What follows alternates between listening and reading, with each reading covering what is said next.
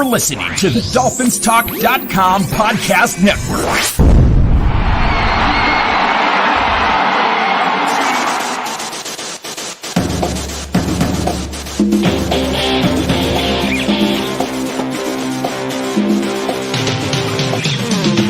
You're listening to the DolphinsTalk.com podcast, the most listened to daily Miami Dolphins podcast on the internet.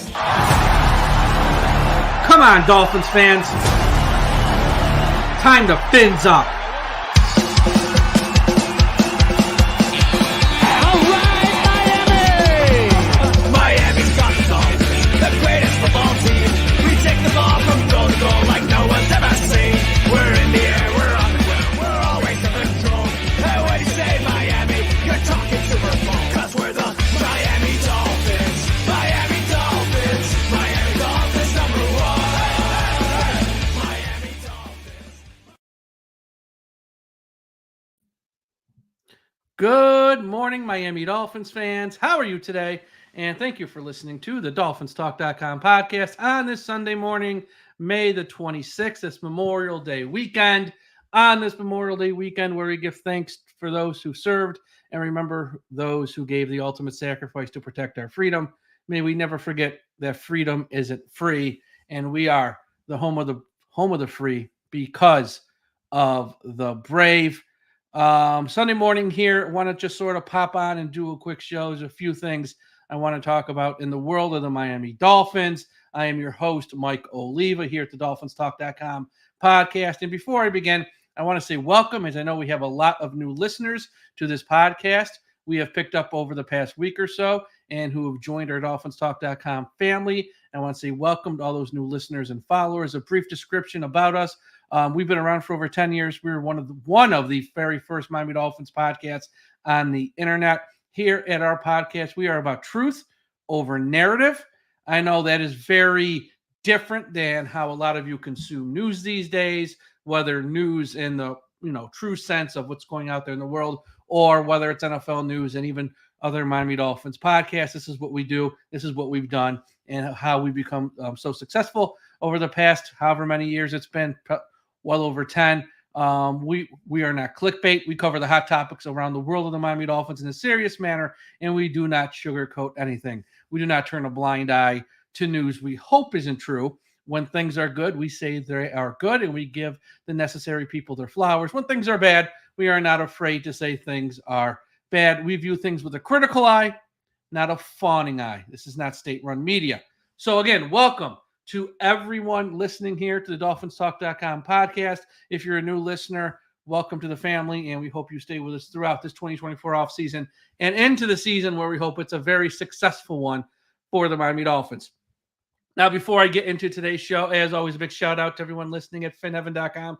Everyone go to finheaven.com, the largest Miami Dolphins message board on the internet. Also, a shout out to our friends at the I Am a Miami Dolphins fan Facebook page, run by the great and talented Carlos Hernandez. If you're on Facebook, please be sure you are a part of the I Am a Miami Dolphins fan Facebook page. And wherever you listen to this podcast, whether it's Apple Podcasts, Spotify, Podbean, Podchaser, YouTube, make sure to hit that subscribe button so you don't miss an episode of the DolphinsTalk.com podcast. When we go live, I have someone in our chat asking, is this live? Mike Jones, yes, we are live very early on this Sunday morning. You don't want to miss an episode, so please be sure on whatever platform you listen to, hit that subscribe button. Okay, first topic of the day. We got to talk Tua. It's not a Miami Dolphins podcast unless Tua comes up. We try to avoid the daily nonsense when it comes to Tua, as there's a lot of that out there. But Tua and the contract extension, will he get one? Won't he get one? How much will it be? And all that stuff sort of been a hot topic, not just around the Miami Dolphins the past few weeks, but around the NFL. You turn on ESPN NFL Live, you turn on SportsCenter, you turn on the NFL Network with the few shows they have left on the NFL Network. It's Tua and the contract extension. Will he get one? When will it happen? How much will it be for? And I think for a lot of people who cover the Dolphins, and for a lot of fans of the Dolphins who follow this stuff each and every day, it's kind of been a foregone conclusion. He's going to get an extension. It's a matter of when, not if. This is kind of dragged out longer than I thought it would. All the reporting now from people like Adam Schefter, Jeff Darlington, Jeremy Fowler, they're all saying probably in the summer, just prior to training camp. And it makes sense. I can understand why that would be the time frame, at least now, that we're looking at. And I've sort of been along that line too. It's like they're going to give it to him. It makes sense. Lower the cap number this year, lock him up long term. But I really try to look at this from the other side over the past, few days. And it's a fair question to ask if you're a fan of the Dolphins now.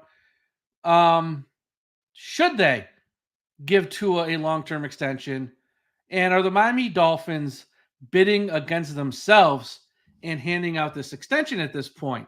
And can you make a valid case to just let Tua play out his fifth-year option this year and sort of kick the can down the road, knowing you have a franchise tag in your back pocket you can use on him, and sort of kick the can down the road? Let's see where we are a year from now.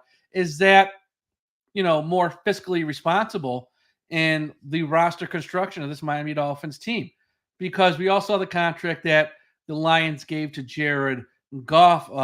Now I think it's like about 2 weeks ago, $170 million guaranteed, roughly on average $53 million per year. When the Dolphins are going to have to pay Tua a long-term deal, if they do it this offseason, will it be for more? Will it be for less? And when will he be signing this? And I don't know. I think using this franchise tag a year from now, if that's the way they want to go, and having that flexibility, having that option to sort of protect themselves in case he does get hurt again, or if he doesn't play good this year, might be the smart move here for Miami. And this isn't an anti-Tua stance. Let me just say that off the bat, because I know people who listen to this, they hear what they want to hear, and they hear any criticism of Tua, and it's like, oh my God, you hate Tua. No, this is not about hating Tua. This is about what's best for the Miami Dolphins organization moving forward, what's best for them this year, and just sort of having, the most options on the table if you are in charge of putting together a team that you hopefully want and can win a Super Bowl.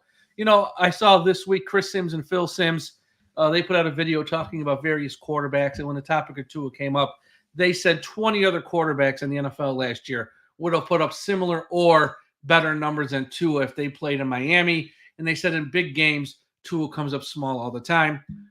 Well, I don't necessarily agree that, 20 quarterbacks would have put up the same numbers as Tua last year if they were in Miami. Maybe 10 would have. But again, that's not a knock. Once again, it's not a knock on Tua. You're saying Pat Mahomes in Miami, Lamar Jackson in Miami, Josh Allen. Yeah, they probably would have put up the same numbers as Tua, if not better numbers. That's not a knock. I think they're large. So I think that was a little hyperbole on the part of Chris Sims and Phil Sims. I don't think it's 20. I think it's probably around 10. And that's, again, is what it is. The part about Tua not playing well in big games, that's fair. I mean, you can't argue with Chris and Phil about that. That's fair. Tua's stats in December and January in big games are just bad. He doesn't have a postseason win under his belt. Those are flaws that cannot be ignored.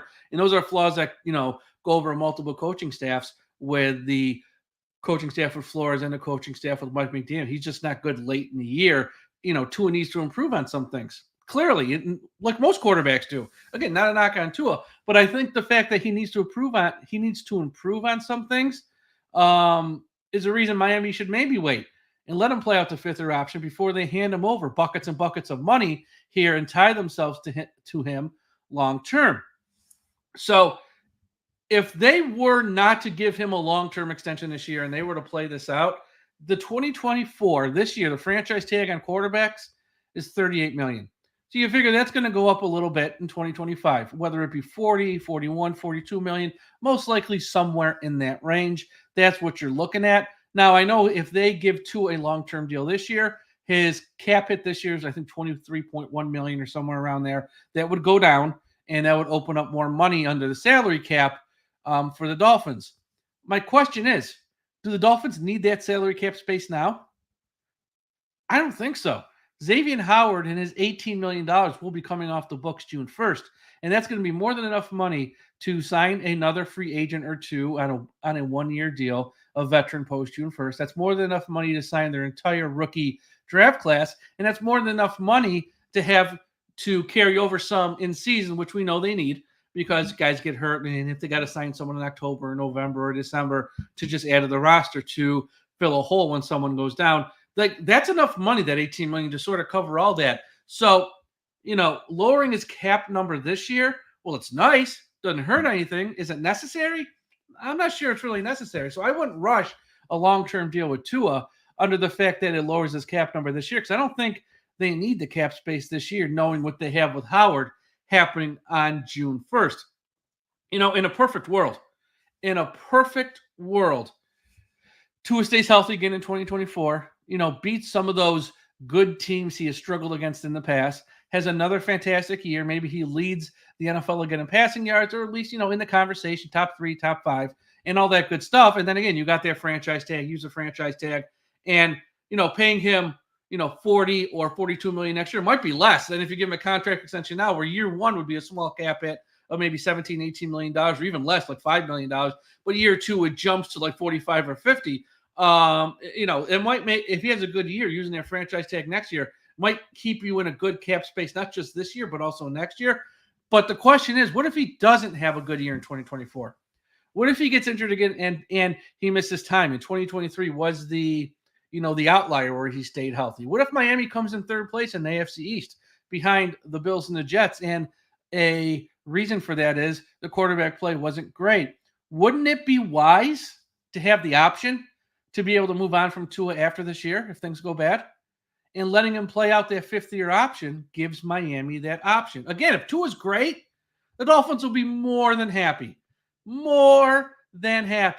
to either use the franchise tag on him or give him a long-term deal, which they'll be more than happy to pay Tua over 170 plus million fully guaranteed then, and give him a per season average of more than 53 million on average. If Tua plays great this year, Dolphins will be happy to write that check, because they're probably going to write the check now this offseason. So if you wait a year and he proves again he's that guy, and he, improves on some of the things we need him to improve on, you'll be more than happy to write that check a year from now. But what I'm saying, and again, it's not a knock on Tua, is that, and if you hear this as a knock on Tua, that's a you problem. It's not a me problem. That's you hearing what you want to hear. I am saying, for the best for the Miami Dolphins organization moving forward, I think wait. I do think wait. I'd rather, if my options are give him a contract similar to Jared Goff, or let him play out the fifth-year option as we sit here on May 26th, I would just let him play out the fifth-year option today. I've sort of done a 180 on this. My opinion's kind of changed here as I've sort of dove into some of the numbers, looked at what the franchise tag number is next year and stuff like that. Because here's why. I believe Chris Grier and Mike McDaniel finally have this Miami Dolphins organization on the right track. But just because you're on the right track doesn't mean you are guaranteed to win every year. We're playing a long game here. The drafting's been well of late. There's a lot of young talent on this team I think going to be really good for years to come. And I know because it's been a 24-year drought with no playoff wins, that doesn't mean there might not be a setback or two along the way. And this year, because we're going to go into the year with no Jalen Phillips and no Chubb, for some time, however many games at the start of the season they're going to miss, and it might be a little bit of a stumble out of the gate. And this might not be the season we want as fans of the Dolphins. That doesn't mean I want to throw Chris Grier and Mike McDaniel to the curb, but I won't want Grier and McDaniel to be tied to a bad contract with their quarterback, which would be crippling to this franchise and their careers as a head coach and general manager. And it'd be almost impossible for them to keep their jobs if that contract ends up not working out for the quarterback. They sort of hitched their wagon to this kid, but they still have an out. And that's something that's not being talked about enough. Let this kid play out the fifth-year option. If he's good again, really good again, and if he improves on some of the things we need him to improve on, write the check and give him everything he wants.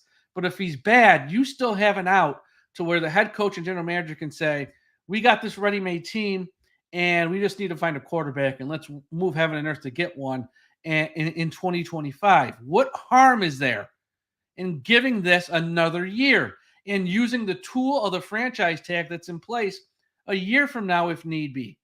Where's the harm? That's why I've kind of changed my stance on this. I just think, if they can give him a reasonable long-term extension now, go for it. I don't think any fan of the Miami Dolphins would be mad. But if they're going to have to literally break the bank to give this kid a long-term deal, I don't see the sense behind that.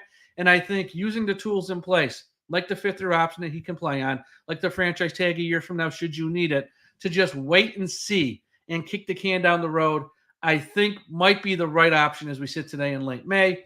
We'll see how it plays out, and let's hope for the best. For those of you who haven't heard, the Jalen Waddle football camp is the place to be this summer. Join the Miami Dolphins star on June 22nd for skill building, fun, and memories that will last a lifetime. Visit JalenWaddleCamp.com and register while spots are still available. Each camper will receive a limited edition t-shirt, a souvenir autograph, and a team photo with Jalen. Check out JalenWaddleCamp.com to learn more. That's JalenWaddleCamp.com. See you on the field. This is open to boys and girls, grades 1 through 8. All right, next topic I want to talk about is the state of the AFC East heading into 2024 and where Miami sort of stacks up against the Bills and Jets. I'm going to leave the Patriots out of this as they're on the ground level of a rebuild. You know, we've been hearing and reading a lot of stuff of late about the upcoming season and where the Dolphins, are they improved over last year? Did they lose too much talent? Did the Jets pass them? Has the Bills, have they fallen back to the pack some? And I would say the answer to most of those questions I just posed is yes, but not all of them. Let's break them down one by one. Did the Dolphins lose too much talent from last year? The answer is yes. And mainly because of Christian Wilkins and Robert Hunt. Those are two huge losses that they haven't been able to replace. And trust me, no veteran they signed post June 1st is going to come close to replacing Wilkins and Hunt. They might help mitigate the loss, but they're not going to be as good as either one of those guys. So did the Dolphins lose too much talent? I would say on some level, yes. On paper, well, this team has improved in some areas. And I'll talk about that in a minute. Overall, they've taken a step back talent-wise. That doesn't mean they're going to win less games or can't win a playoff game. It's just, being honest with ourselves. They've lost a lot as they've lost two very good players, and they haven't replaced them. And they won't be able to replace them prior to week 1. Next question. Have the Bills come back to the pack? Yes, just like Miami, the Bills have lost a lot of talent, and some might say they've lost more talent than Miami, and I think that's a fair thing. So, are the Bills still good? Yes. Have we only beaten them twice in the past 15 meetings? Yes, they're still the team to beat, but they've lost a lot of talent. They've come back to the pack some with some of the losses they've suffered. Did the Jets pass Miami? This is a question I know will get Dolphins fans blood boiling. The answer is I don't know. I'm not going to sit here as a blind-ass homer and lie to you and say that the Jets suck. They don't suck. They will be better than they were last year. They've upgraded the offensive line some. They've upgraded their pass rush some. The Jets are a solid NFL team. They're a playoff team in the NFL probably, or they'll be competing for a playoff spot. They're not a patsy. They're not a cupcake. Are they better than Miami this year? I don't know. I think it's close. I think both teams are on par with each other. Again, I'm not hating. I'm just stating. I think when both teams are pretty healthy, they're fairly close. If someone told me that Miami is slightly better than the Jets, I'd say okay, not argue. If someone told me the Jets are slightly better than Miami, I'd say okay, not argue, because it's close and both opinions in late May seem reasonable. Did Miami improve? Yes, but the Jets have improved a lot as well. Just a quarterback and having Rodgers back. I don't care what you think of Rodgers. Being objective, again, we're not state-run media. We're going to tell you the truth. Just having Rodgers back to make that offense competent. And the Jets this year, if you look at their schedule, play rookie quarterbacks with New England twice, plays a rookie quarterback with the Vikings, plays a rookie quarterback with the Broncos. I mean, they play every rookie quarterback there is, I think. And they also have the Colts, who is pretty much a rookie quarterback. They're going to have a lot of easy matchups to where if the offense just moves the ball and scores like 17 points, they're probably going to win. So that's going to be, and that's why this is what makes the AFC East so interesting this year, is it's not just a 2-team race. It's really a 3-team race, in my opinion. And can the Bills, can they overcome some of the losses they have? Can Miami survive without Chubb and Jalen Phillips for however long they'll be without them until they come back? And can the Jets just sort of, remove the black cloud over their head for at least 6 months and sort of have a halfway decent season. That's going to be interesting to watch. The last question we posed was, did Miami improve? And the answer here, even though they lost a lot of talent, they've improved on one side of the ball greatly, and that's offense. You look at this Miami offense compared to last year, Odell Beckham Jr. improves the wide receiver depth greatly. Jonnu Smith improves the entire tight end room by giving him a legitimate number one tight end greatly. Jalen Wright improves the running back depth greatly. So really, other than Robert Hunt, who did miss a bunch of games last year anyways, on offense, Miami is better. Now, you can say the offensive line was 31st in pass block win rate. I get it. But this offense was still, potent last year. And aside from Hunt, they have upgraded wide receiver depth, running back depth, tight end room overall. Quarterback position is still the same. And they're bringing back the band on the offensive line. And if, it really comes down to, can Wynn stay healthy and can Armstead play more than like 8 games? And if those two can do that, then they'll patchwork it together at right guard. I know it's not ideal. We'll see what the guy from Philadelphia can do here, and Driscoll, and if Liam Eichenberg's motivated in a contract year, what he can do. Or maybe they add someone post June 1st. So again, is he going to be great? No, but can at least be a competent starting offensive lineman in the NFL. We'll see. But this Miami Dolphins offense has improved. Really, the concerns are on defense. And there's a lot of concerns on defense. Not for today's show. We'll talk about that some other time. But the concerns on defense really are ones that should make Miami Dolphins fans worry, starting with the coordinator being totally unproven, starting with the front seven, and can they stop the run at all, and some of the depth in the secondary, specifically at safety. So we'll talk about that on another show. But I think, you look at the state of the AFC East, the Bills have come back to the pack. The Jets have improved. Miami is kind of a mixed bag. Improved on offense. Defense makes you worry, but I think it really is a 3-team race. For the AFC East this year, and it'll be fun to watch it and see how it plays out. Okay, last topic here on this Sunday morning, on this Memorial Day weekend episode of the DolphinsTalk.com podcast. I got to talk about Jevon Holland. And I hate having to talk about this, but again, we got to call it like we see it. I love Jevon Holland, the player. Love him. Think he's one of the best safeties in the league. Guy's outstanding. Just a fantastic player. But what the hell is his problem? His continued shots at Vic Fangio really make him look bad. And enough time has gone by here where he needs to cut this out and kind of grow up. None of us were in the locker room last year, nor do we know the relationship between Vic Fangio and the players on the Miami Dolphins defense. I know a lot of fans like to think they know. We don't really know. Myself, I don't know. You don't know. None of us know. And when Vic Fangio left, we saw a few players on Dolphins like Ramsey, Holland, and some others sort of put up their, Cam Smith sort of go on social media, put up some emojis or videos sort of celebrating Vic's gone. I get it. Heat of the moment. That was back, January-ish or so, February, whenever it was. I get it. Okay. We're at the end of May heading into June. Why Jevon Holland is still in the press talking about this blows my mind. He can believe whatever he wants to believe. He was there. I wasn't. So he might be 100% right saying Vic was tough to work with. He didn't treat us well. I get it. But at some point, move on. Move on. What's the point of going in the press and saying Vic Fangio is a bad guy? Is it to hurt Vic? Is it to embarrass Vic? Say hurtful things towards Vic? It's like Vic Fangio left Miami and never said a word. Left here quiet as a mouse. Never said a word about any player on the Dolphins. Never said a word about the Miami Dolphins organization. Like a man, he left, took a new job, and he's moving on with his life. And, this Holland just won't let it go. What he said this week to the media, when he spoke to the media, was just, it's a bad look for him. It's a bad look for the organization. And it's a bad look for all the players on the Miami Dolphins defense. And it makes the reports that, there were some rumblings out there that, Vic was having trouble connecting with the players on defense, that the players on the Miami Dolphins on that side of the ball he was coaching weren't taking their job seriously. And again, I don't know if that's true or not. I wasn't there, but every time Holland opened his mouth, he kind of proves that argument right. And here's what I know about Vic Fangio last year. Everyone can say, oh, he wasn't any good, because fans always side with the players.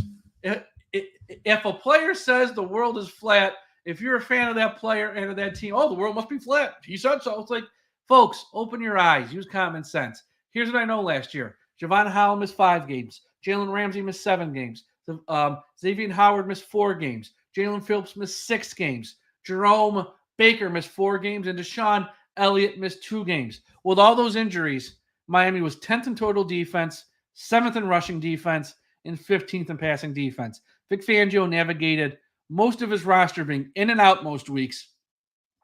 Okay, in and out of the lineup, tons of injuries, and in Miami, 10th on total defense. So I understand some of the players don't like Vic. I understand some of the players, had a tough time working with him and communicating with him. All I'm going to say is the results weren't bad. With all those injuries, the product he put on the field wasn't awful. And be careful what you wish for. Anthony Weaver seems like a nice enough guy. Here's what I know about Anthony Weaver. Okay. He was a coordinator for the Houston Texans with J.J. Watt, and he was an abject failure. He goes to the Ravens as a position coach. The Ravens, their coordinator job opens up. John Harbaugh does not promote Anthony Weaver. He promoted someone else. Then the coordinator with the Ravens goes to Seattle. Does he bring along Anthony Weaver to be his coordinator there? No, he hires someone from the outside. So the 2 people that knew Anthony Weaver the best, John Harbaugh, Mike McDonald, did not promote him to defensive coordinator. That says something. I hope Anthony Weaver is great. He seems like a great guy. This is his second shot, and I hope that he has a lot of success in Miami. But Jevon Holland better be careful, because for all the complaining and bitching and moaning he's done about Vic Fangio had that side of the ball as the top 10 defense, even when Holland missed 5 games. Okay. And we don't know if that's going to be the case this year with Anthony Weaver. Let's hope it is. As fans of Dolphins, that's what we want. But, leave Vic Fangio alone at this point. It's coming off as cruel. It's just let the guy live his life. He was here. He's not here. I understand you might not like him, but seriously, grow up and keep his name out of your mouth, because it not just makes you look bad, it makes this entire organization look bad when you're just beating this guy up. There was players this week for the Eagles, I think it was Slay, who said, Vic Fangio's a great guy. I have no idea why everyone's mad. We love him up here. He's only been there a few weeks. So really, let it go, Holland. Move on and, do your thing, and we'll see if the Dolphins pay you and give you an extension. I know his contract's up, and that's probably where his focus should be, and not on Vic Fangio. At this point now, as we are in late May heading into June. So that's all for today's podcast. Thank you all for listening on this very early Sunday morning. Everyone be sure to check out the website, dolphinstalk.com. We got a bunch of new articles, videos, podcasts up there. We have interviews from the past week with Tom Pelissero of the NFL Network, Cody Decker, SiriusXM NFL Radio, or SiriusXM Mad Dog Radio, and of course, everyone's favorite, Frank the Tank from Barstool Sports. So check out those interviews if you missed them from the past week. More interviews coming up in the weeks to come. Don't want to tell you who, but just say stay tuned. And again, wherever you're listening to this podcast, whether it's YouTube, Spotify, Apple Podcasts, Podbean, Podchaser, Odyssey, we're on all the platforms. Subscribe, and hit that subscribe button. Everyone have a great weekend. We'll talk to you again after a while. And folks, don't forget, we must put an end to highway profanity.